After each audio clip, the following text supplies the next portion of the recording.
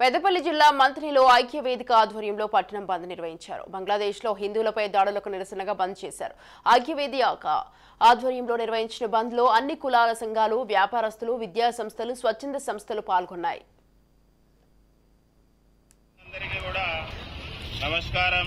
ఇవాళ బంగ్లాదేశ్లో జరుగుతున్నటువంటి ఏదైతే అరాచకాలు ఉన్నాయో వాటి మీద ఇవాళ మంతని మండలం మొత్తం కూడా బంద్ జరపబడుతున్నది. బంగ్లాదేశ్లో 1971 దాని విభజన జరిగినప్పుడు 14%, 24% అక్కడ హిందువులు ఉండేది. ఇవాళ 8% వచ్చిండ్రు. అదే పాకిస్తాన్లో భారతదేశంలో ఉన్నటువంటి 24% ముస్లింలు ఉన్న వాళ్ళు ఇవాళ 40% వచ్చిండ్రు. మరి అక్కడ పెరిగింది, ఇక్కడ తగ్గింది. దాదాపుగా 2 కోట్ల హిందువులు బంగ్లాదేశ్లో ఏమైండ్రు, పాకిస్తాన్లో ఏమైండ్రు అనేది ఇప్పటి వరకు అంచనా వేయలేదు.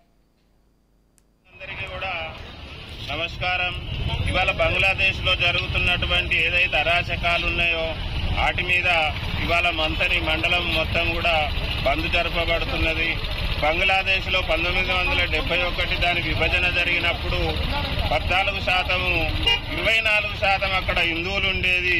ఇవాళ 8% వచ్చిండ్రు.